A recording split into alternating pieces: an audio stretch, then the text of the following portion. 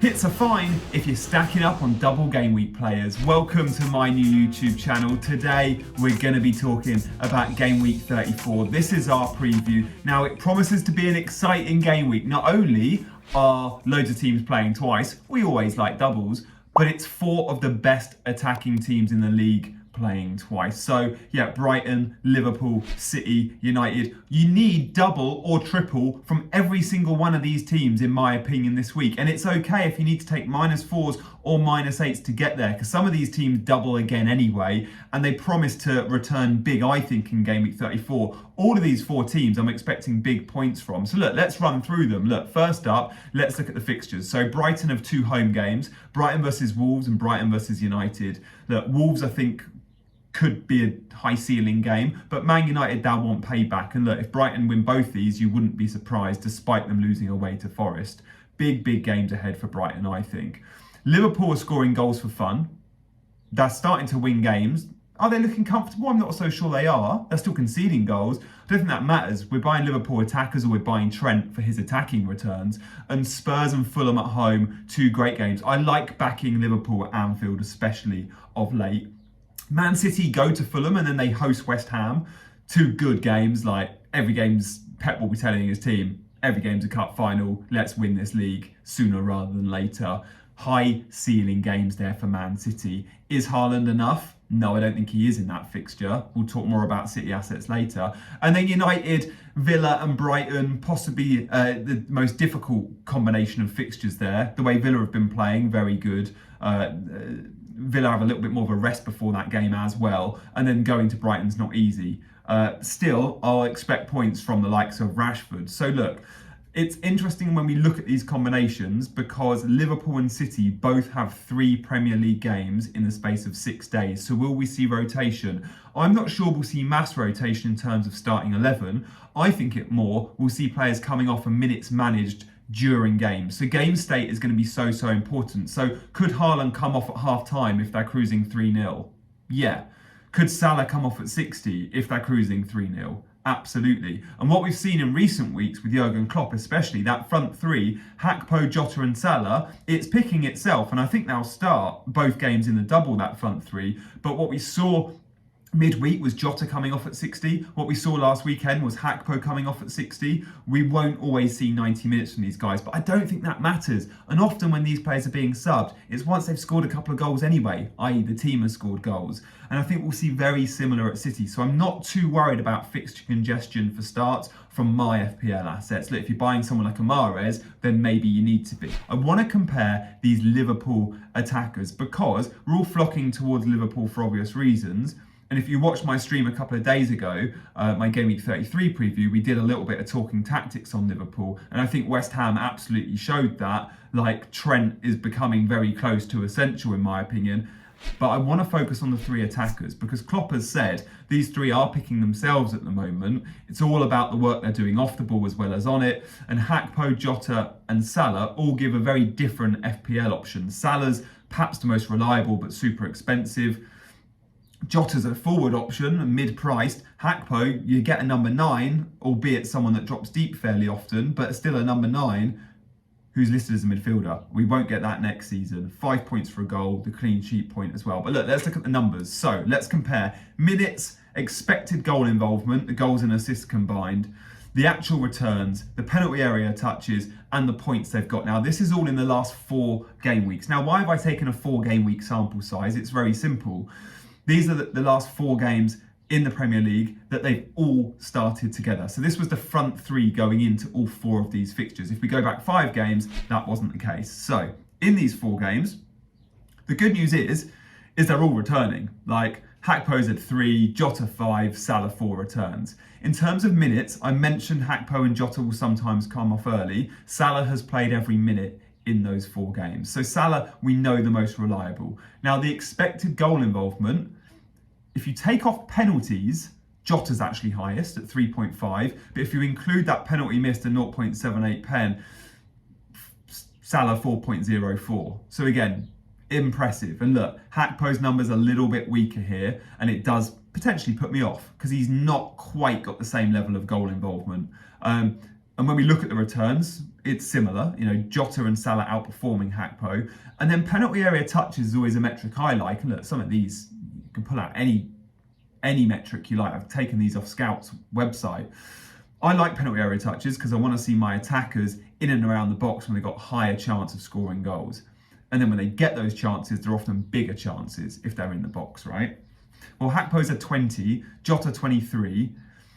Salah absolutely smashes them here. 44 penalty area touches. He's always one of, if not the most advanced player on the pitch. But when we translate that to FPL points, Jota has been the best asset. And when we consider their price, I think Jota is an outstanding option. And genuinely, if I couldn't afford Salah, but I could get to say Trent and Jota, and even Hakpo, I'd consider that triple up. I don't think Salah is essential as perhaps we've seen in years gone by.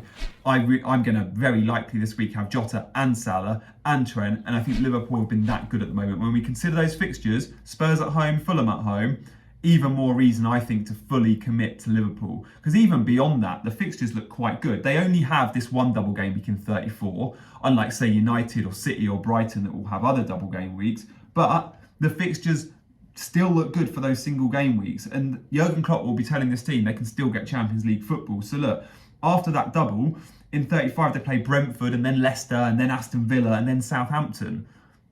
Still good high ceiling games. Like, I think they'll beat Brentford at Anfield. Leicester away is tricky because they're in a bit of a scrap at the bottom. Villa at Anfield could have goals, and then Southampton on the final day could already be relegated. So again, we could see big scores there for Jota and co. So yeah, Liverpool definitely a team I want to commit to. Let's have a look how I commit to other assets in what would be like the optimal free hit team for going week 34. So I've put together my free hit team in 34. Now, no surprises, right? Triple Brighton, triple Liverpool, triple City, and double United at the moment, right? That's my 11 spots. Now, when you look at the team you've put together for your team, you can get close to that, I'm sure, with a -4 or -8. So look, I look at it already and go, well, I'm going to have triple Brighton. I'm going to have triple Liverpool. I might not have 3 City, but I'll have 2. And I might not have 2 United, but I'll have 1. I'm really close to this. So Trent at the back, absolute must have. I've gone Dunk over Estupiñán. I do worry Estupiñán could miss a game. Could even see Veltman play left back. Dunk plays every minute. And then Lindelof, so cheap, and he's going to get starts, right? Soufal's a good bench option. Midfield, I've gone for the Brighton lads, March and Matoma. I prefer March and Matoma to McAllister, despite the penalty threat. These guys higher up the pitch. Salah and De Bruyne and Rashford. How good was De Bruyne midweek, by the way? Like, you can get this draft. With my team value, you can get this draft. De Bruyne could be Mahrez or Grealish if you can't stretch there. Likewise, you could go Rashford you could Bruno instead of Rashford or whatever. Greenwood's good bench fodder, but then up front, Haaland and Jota for me pick themselves. So this is a really good looking 11. I think you can have some dead spots, and I think you can start to have some dead spots in your team. So again, you could go Salah down to Hakpo, Bruno up to Rashford up to Bruno. That works. You might want to be creative with your Brighton spots. You might not want to have a Brighton defender, but you might want to go in Ciso up front. Like, he's going to get minutes and he's looking sharp. Likewise, Man City mids in weaker games. Who's a flat track bully in that team? You know the answer. Bit of an FPL troll at times. Didn't play midweek against Arsenal. Didn't play in the Champions League, but scored a hat-trick in the FA Cup against Sheffield United. I think he could start both these Premier League games in game week 34, but he'll definitely get one start and probably feature in the other, and that's Mahrez. So again, Mahrez could come into this team, say, instead of De Bruyne, very, very comfortably. So there's some nice differentials this week too. But again, I am centering towards the double game week teams. And I do think this is a week where we don't really need to consider single game week assets. As much as I don't want to rule out some of the nice, Newcastle play Southampton. I'd struggle to look past those on a double. Haven't mentioned West Ham and Fulham, by the way. They also have a double game week. But Fulham's doubles against City and Liverpool. And West Ham's double, it's 2 away games. It's Palace. They comfortably win that. But then it's City. So again, I don't think we're really looking at West Ham either. But look, they are, of course, still options. So there are my differentials. We've looked, of course, at the optimal 11 team, in my opinion, the free hit team. But let's have a look how I set up and of course how I got on in game week 33. We'll keep this one quick in 33. What was really frustrating is I went with the bookies, I backed Chelsea defence. Chance of keeping a clean sheet against Brentford, Chelsea, was something like 44% according to the bookies. Brentford keeping a clean sheet was something like 22%. Wasn't even close. Of course, Brentford kept the clean sheet. And hindsight's a wonderful thing, but I'm like, why did I go Kepa and Chilwell? I should have split the risk. Chilwell starts, put Raya in. Raya 9 points, Kepa 1. This is a massive swing, like 8 points at the moment is absolutely huge. But it is what it is. March got an assist, which was quite useful. Disappointing seeing Salah blanked. I sold him for Bruno. But do I want Salah long term? Yeah, I do. So I'm okay with that move long term. Haaland, gosh, if you bet against Haaland at the moment, guys. If you bet against Haaland. So yeah, I'm stacked full of doublers.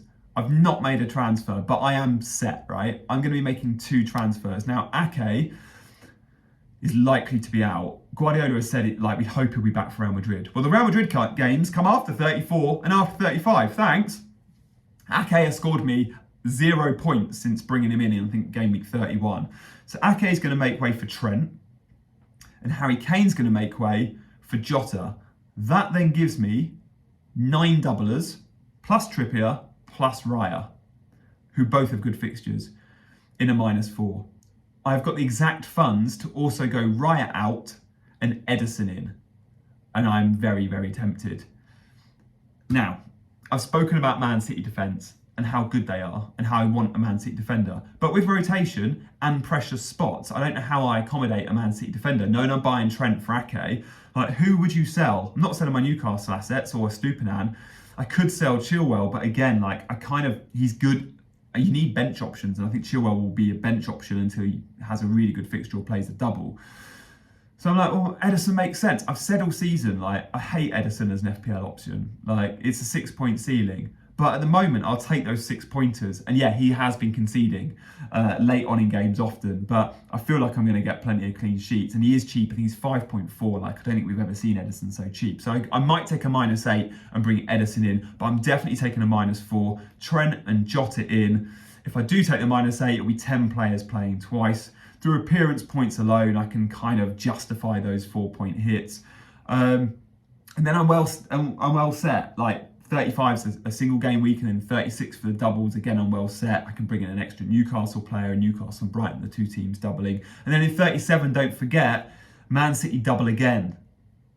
So yes, I've got Kepa on a double, but his double's rubbish, and City's double in 37 is good. So again, that 4-point hit for Ederson at the moment seems to make sense, because through appearance points alone in 34 and 37, I make up those 4 points, and I'm going to get clean sheets surely. So that's how I'm looking. I have had a couple of stinking weeks. I'm not happy with my rank and where I'm at, and I don't like complaining on this channel too much, but I'm really confident about game week 34.